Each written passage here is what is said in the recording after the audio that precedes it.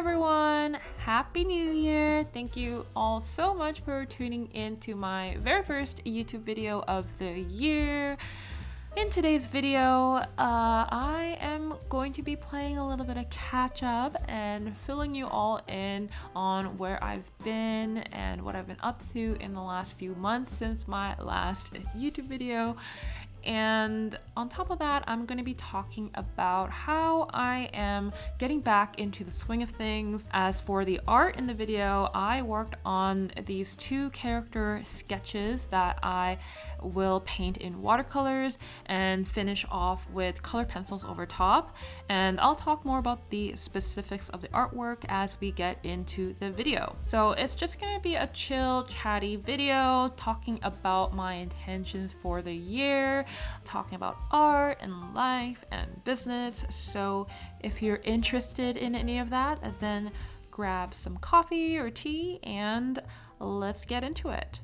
Okay, so first let me fill you in on what I've been up to and where I've been the last few months. So my last YouTube video was me testing out my Craftimo custom brush set. I painted an illustration using the brushes, and I remember immediately after making that video, I was attending Lightbox Expo in LA. And Lightbox Expo was an amazing convention. It was my first time attending Lightbox Expo, and I had heard really good things from friends who had attended before. And yeah, it was a really great experience. I can probably confidently say that it was my favorite convention of the year. I had only done two other events. I did Emerald City Comic Con and Fan Expo in Toronto. But the reason why I say that was my favorite convention of the year is because I really felt like the Lightbox Expo crowd was my crowd. And I had always felt that I didn't quite belong in the anime convention scene or the comic convention scene, because I feel like my work kind of falls in between. I have both anime and Western influences, and I'm not a comic artist, so I've always felt a little bit out of place at comic conventions. So the crowd at Lightbox, why I felt that they were really like my people, why I felt that way is because I would say the vast majority of people that came up to me would tell me that they know me from Instagram or YouTube. And while I get that in other conventions too, it was like, I would say over 75% people. And a lot of people would actually say they came to the convention because they knew I was coming. Which was so humbling, and it was such an honor to hear that. So yeah, Lightbox Expo was a great experience, and I would be so lucky to be able to attend again in the future. I will definitely apply, but what I've heard about Lightbox Expo is that they really like to rotate between artists, the artists that they let in. So we'll see if I am going to be able to go this year, but I'll definitely apply. Fingers crossed, let's manifest Lightbox Expo 2025 for Chris Hong. So I was home for like a couple of days after Lightbox Expo. Then I immediately had to fly to Japan because I had booked this 2-week, actually more like 15-16 day Japan trip. And it was a solo trip to Japan. And I had never been to Japan before, so this was kind of like a bucket list trip for me, and it was amazing, but I will say I came back completely exhausted because I really tried to maximize and optimize my time while I was in Japan and see and do as much as I could. So that meant many days where I walked for over 20,000 steps. And by the time I got home, my body was broken, and I was just completely dead for the next at least a few days. So when I was in Japan, I actually made an attempt to vlog, and it was probably my best attempt at vlogging ever. So if y'all are interested in seeing me going around Japan, then definitely let me know, because I have yet to edit it and I need a little bit of encouragement to start editing that. You know, I would like to know that there are at least a few of you out there that would like to see me run around in Japan. And also, I am definitely planning a haul video of sorts, so let me know if you'd like to see that as well. Okay, so Japan was great, fabulous, amazing. 100% will go back again should I be fortunate enough. But after Japan, I got home back to Canada and I was just completely dead. I think I slept for like 3 days. But I couldn't take as long of a break as I wanted to because I had to immediately get started on book fulfillment. So last year I made a new book called Portrait Companion, a gallery and guide for stylized portraits, and it is a book full of my portrait drawings and paintings as opposed to my art book Tumble, which is more of my illustrations. So it's a brand new book, and I knew after Japan I would be having to fulfill the books finally to all the people that had pre-ordered the book earlier. And having gone through the book fulfillment process for Tumble a couple of years back, I knew that it was going to be a lot of work. Though I didn't receive as many pre-orders as I did on Tumble, it was still hundreds of books that I had to ship out, and yeah, it was just a lot of work. I think what makes book fulfillment really hard is having to fold all those boxes around the books. The books I shipped out to the States, they were easier because I used a padded mailer for just like the single book orders.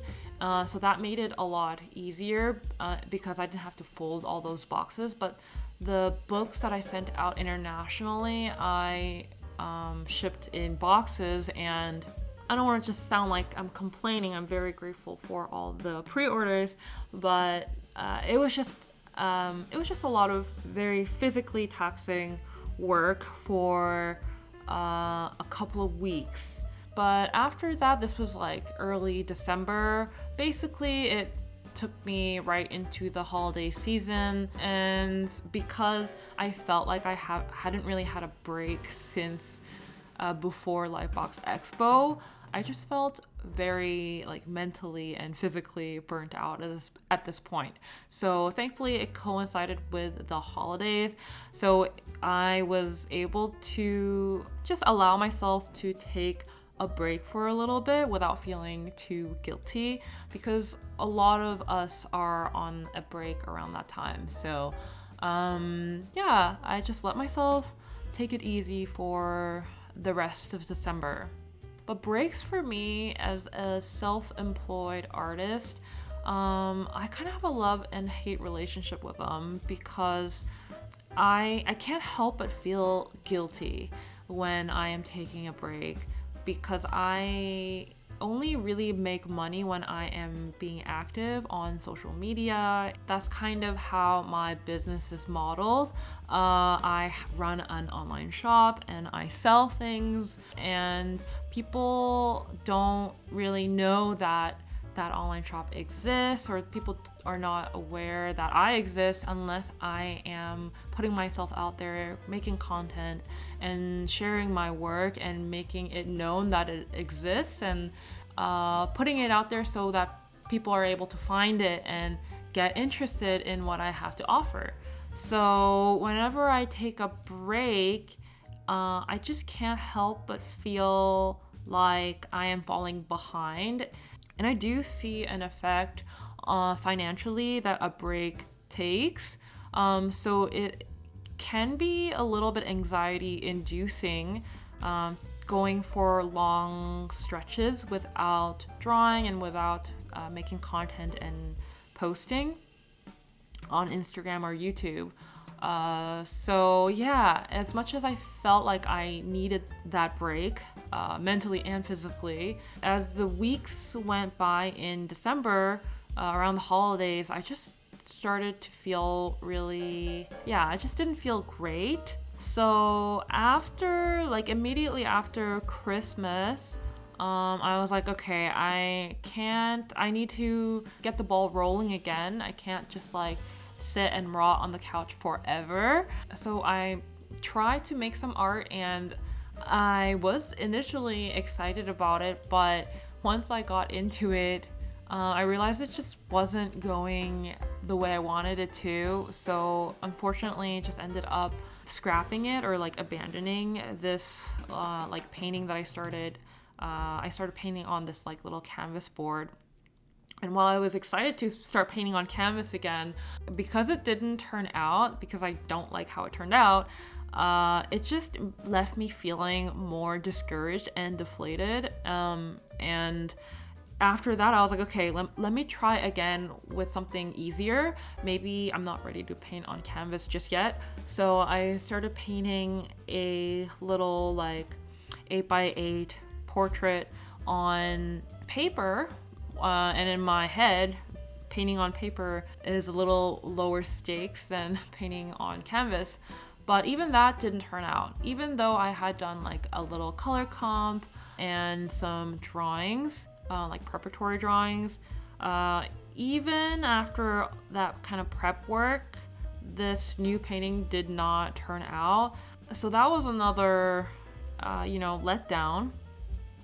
And I think why I felt so discouraged is because last year I really struggled to make illustrations for myself, just like personal illustrations that I really like and am proud of. I only really have like one or two that I think I can say that I am proud of.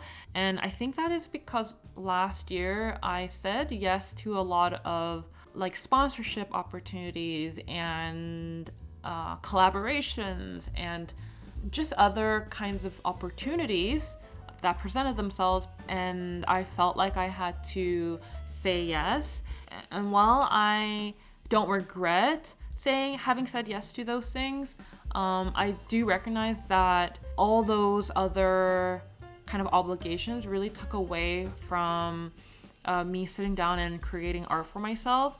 And I think it really broke the flow of me making illustrations, because anytime I took the time to make art for myself, I felt like I really just couldn't get back into that flow again, and I felt really rusty, and I just didn't really like the result that I ended up with. And last year I have several pieces that I started and have worked many hours on, but at the end I am not happy with, to the point where I can't even really share because I'm just so displeased with it, and it just doesn't really reflect where I want my art to be at this point. So last year was really tough for me in terms of my output of my just personal artwork. While I am really proud of some of the collaborations I've done, like the brush set collaboration, and I am really proud of the biggest project I was able to accomplish last year, which is putting out my new portrait book. Proud of all of that, but mentally I really struggled with not being able to make the kind of art that I wanted to make as much as I wanted to make them. So unfortunately, I have to say that I ended the year on a bit of a low note, spiritually and mentally.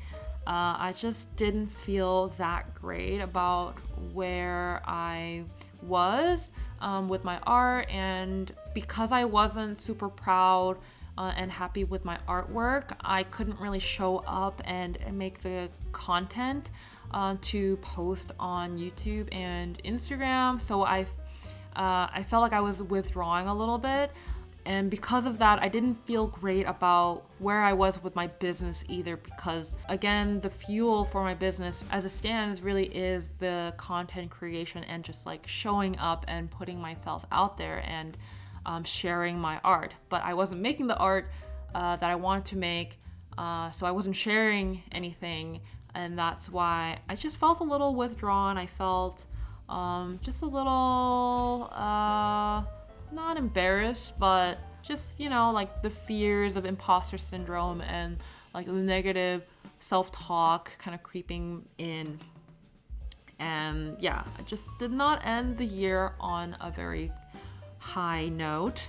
But because I am self-employed, I can't wallow in these feelings forever. Like I really just have to allow myself to wallow for a little bit, but pick myself back up again and just throw things against the wall and see what sticks. Like I can't stay in that negative mindset forever. What drives my business is the content, and my content is based on my art. So I just have to keep trying to make art. And even if I feel like I'm having the biggest art block and the longest art block I've had in forever, I have to push through those feelings and just draw and paint and grudgingly put it out there. Even if I am not like 100% happy with what I've done, I have to put something out there, because that is how I will remind people that I exist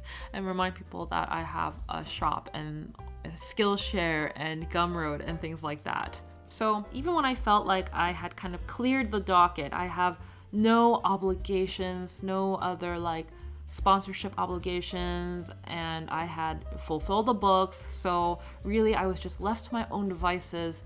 And yet I have all this time now, it's the holidays, and yet I still can't seem to get the result that I want. But because I recognize I just can't wallow like this forever, I have to keep pedaling, I have to keep like moving, I have to keep the ball rolling, because at this point this is just how I make my living. So I gave myself a few weeks, you know, I gave myself the rest of December, and then in January I was like, okay, good God, girl, get a grip. we gotta start working again. We gotta start getting back into the swing of things again. I know that I have made art that I liked before, and I know I can do it again. But maybe right now, maybe I just need to take baby steps right now. And maybe there are still a lot of things kind of getting in the way. Maybe I can help myself create the best environment for myself where I can facilitate more success.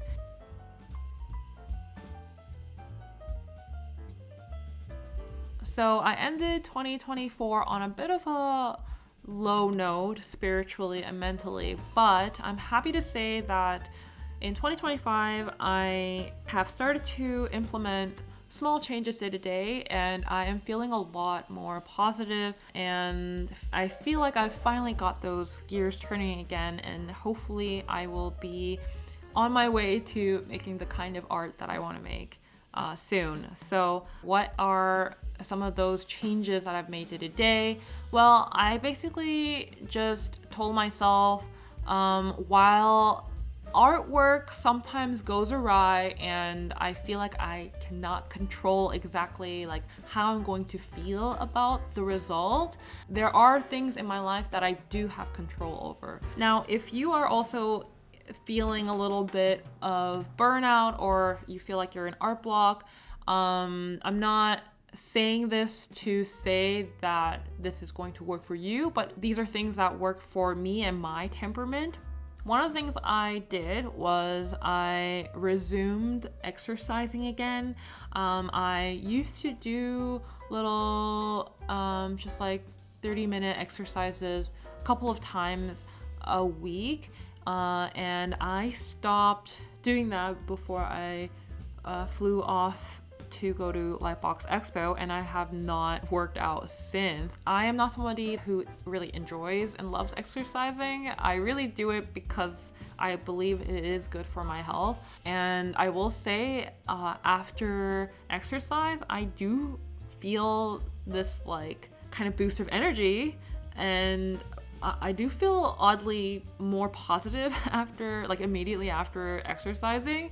And actually, I've used those little bursts or like boosts in positivity to then do a task that I've been putting off for a while, or like been putting off because it was anxiety inducing.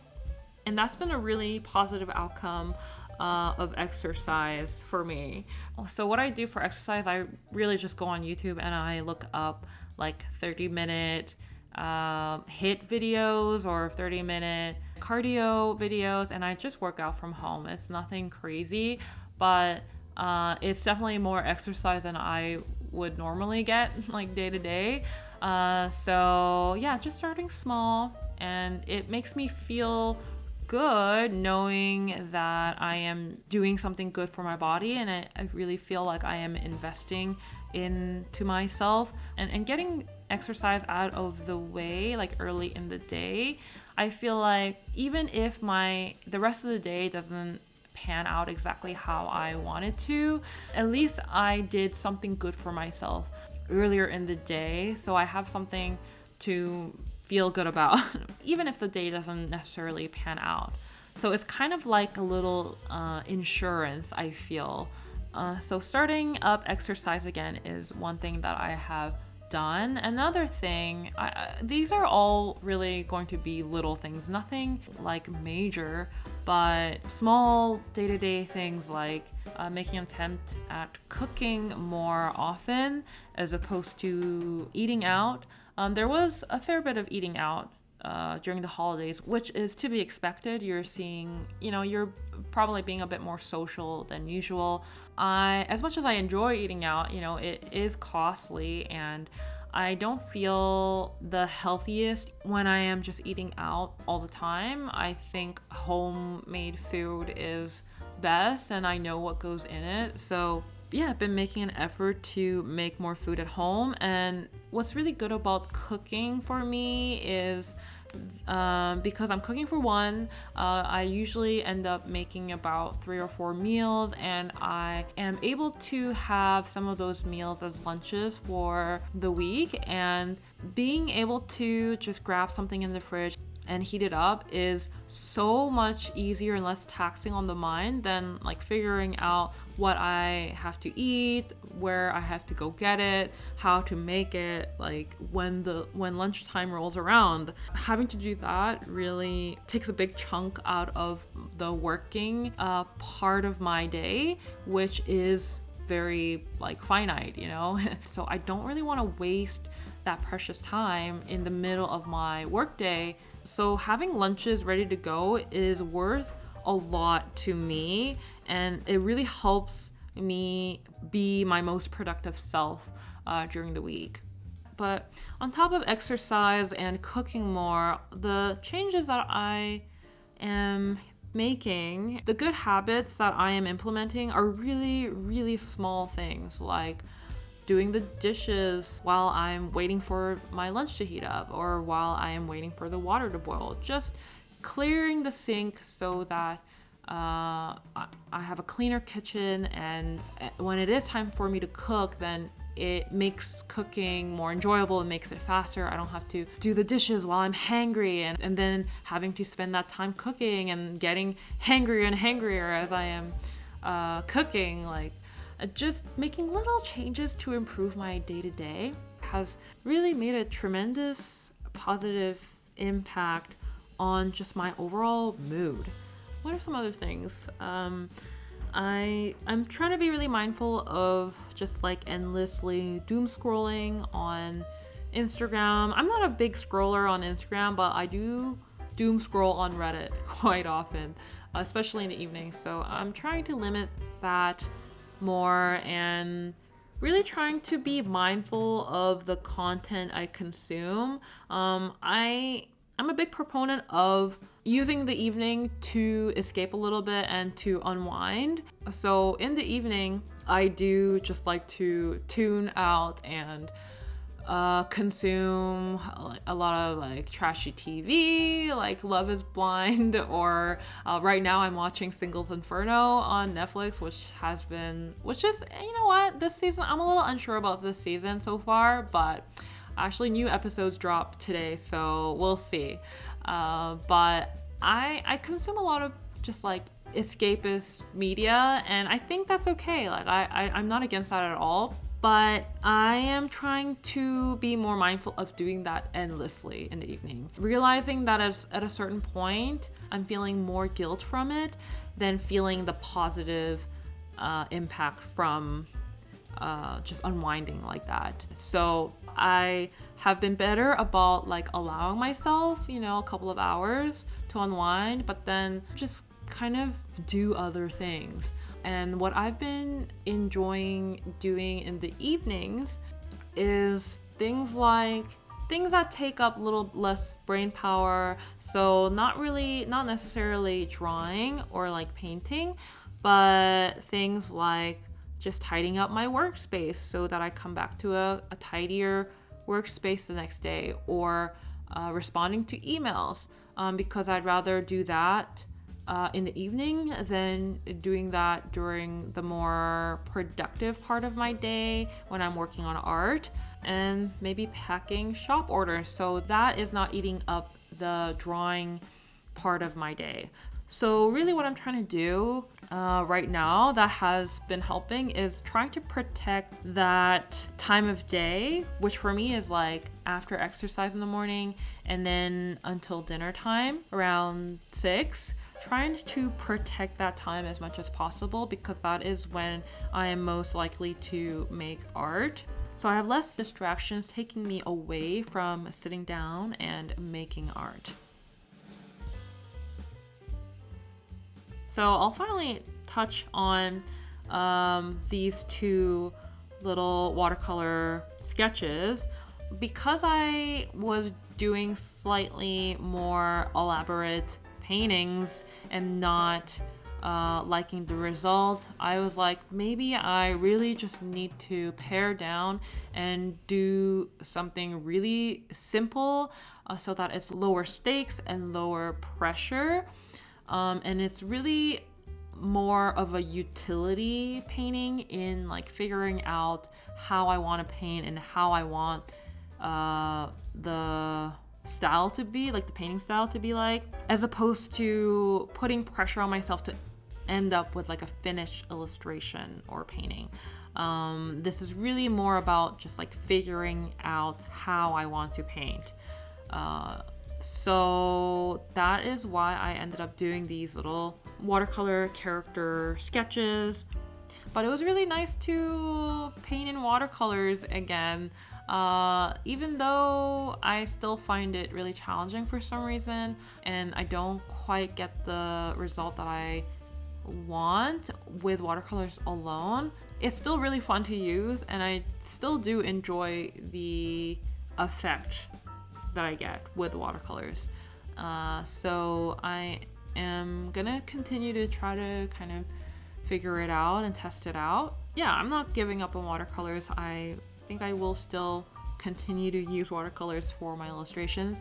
And hopefully these little like lower pressure, lower stake tests will help me figure out like how to approach painting in watercolor better.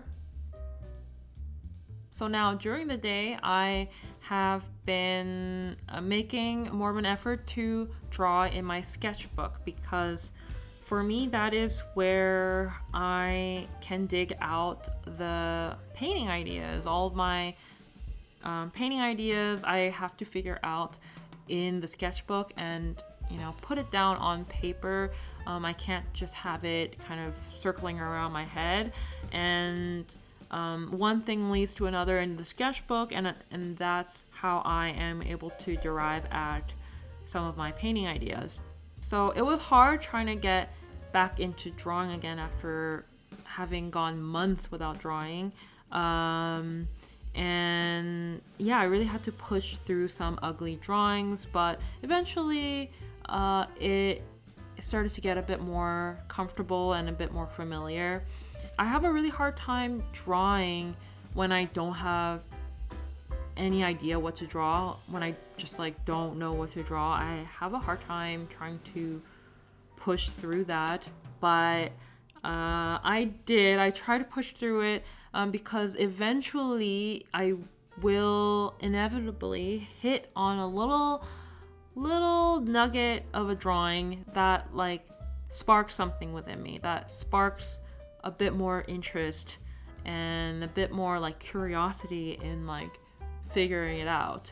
So one of those little nuggets that I ended up with after getting back into drawing in my sketchbook again is this idea of a little caterpillar character. And I'm still developing this caterpillar character. I am not 100% satisfied with like the shapes and like the color scheme that I picked. I'll definitely continue to explore it. So the caterpillar little portrait here is not exactly 100% what I kind of had envisioned in my head, but I am happy to get this down on paper so that I can use it as a reference point when I continue to develop it and fine-tune that design going forward.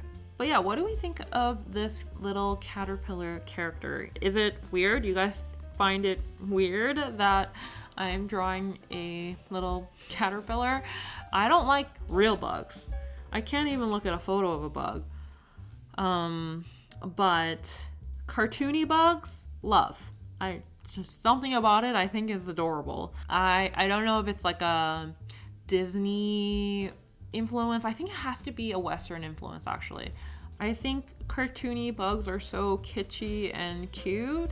And yeah, I'm kind of excited about this little caterpillar character, and I did some drawings in the sketchbook that actually I feel quite excited about in turning into illustrations, but because I'm not 100% happy with like the design of the character yet, I think I'm going to hold off until I do a bit more development work in figuring out the design and the colors and everything, but I'm really excited for that.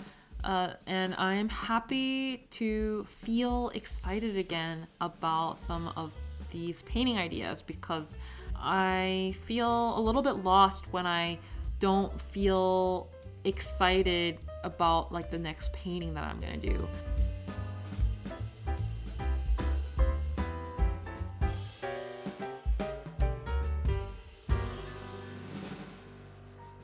So yeah, to summarize today's video, I filled you in on where I've been in the last few months. Basically, I was kind of all over the world and then busy during the holidays, kind of, mentally low place where I was struggling with art and just kind of feeling bad about myself. And then in January, I finally kind of picked myself back up because I have to keep working, I have to make a living, but making little changes to help facilitate just a more positive environment for making art and just feeling more optimistic day to day and setting good habits day to day. That is kind of where my mind is at right now.